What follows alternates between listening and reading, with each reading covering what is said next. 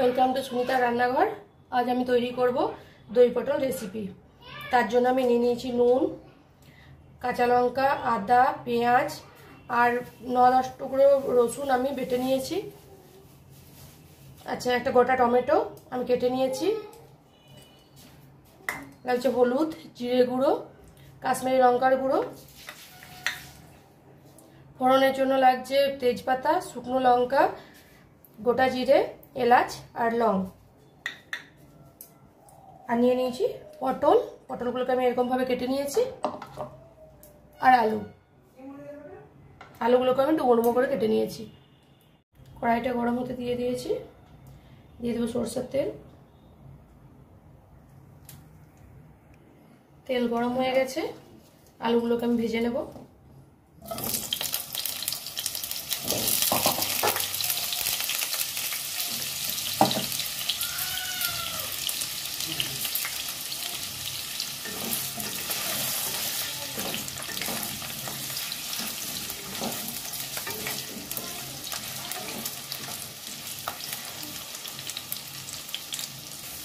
Add করে দেবো একটু নুন আর একটু হলুদ।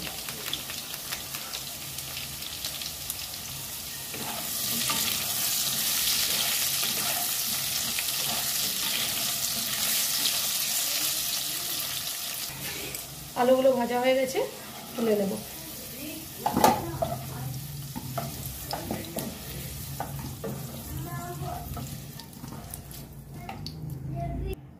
এবার পটলগুলো ভেজে নেব।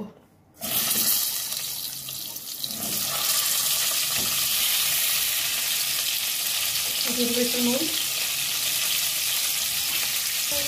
একটু হলুদ গুঁড়ো।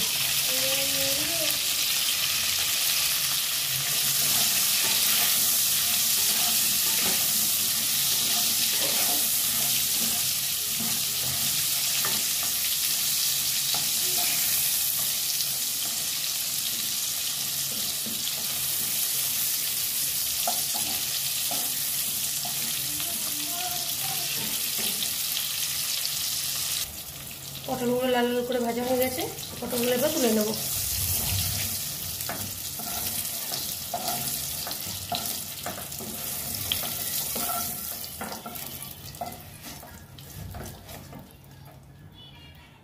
এরপর কড়াইতে ফোড়নগুলো দিয়ে দেবো।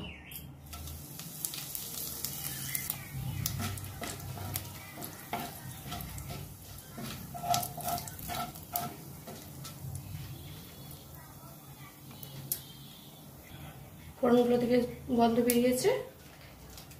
এরপর দিয়ে দেবো বেটে রাখা পেঁয়াজ, আদা, কাঁচা লঙ্কা এবং রসুনের পেস্ট।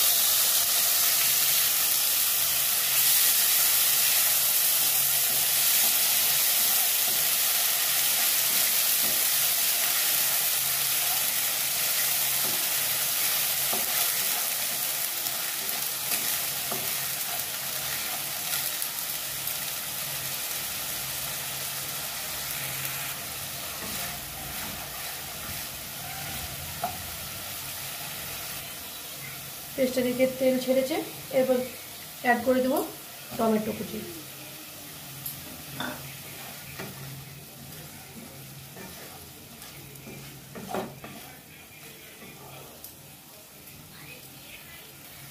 দিয়ে দেবো নুন,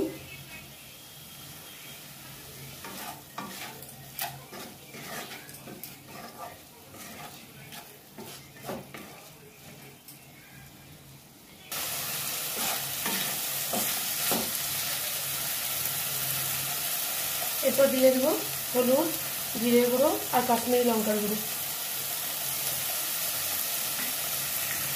অ্যাড করে দেবো সামান্য একটু জল।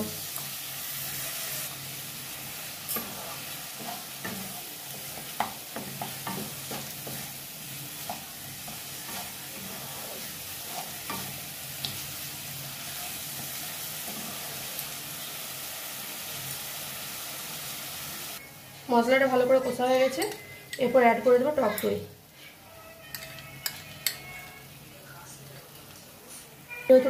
যেহেতু টক দই অ্যাড করেছি, তার জন্য দিয়ে দেবো একটু চিনি।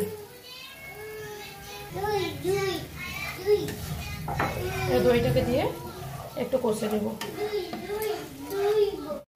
দই দিয়ে কিছুক্ষণ ধরে কষে নেবো এটা।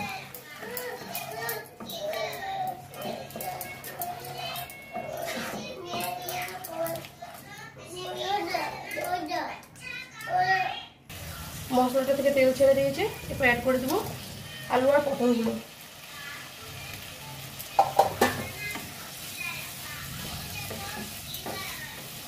এগুলোকে দিয়েও কিছুক্ষণ কষে নেব।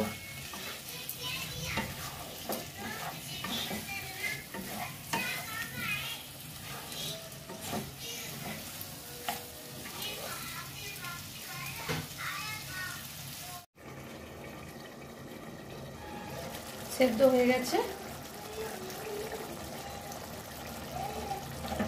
এরপর এটাতে অ্যাড করে দেবো গরম মশলা।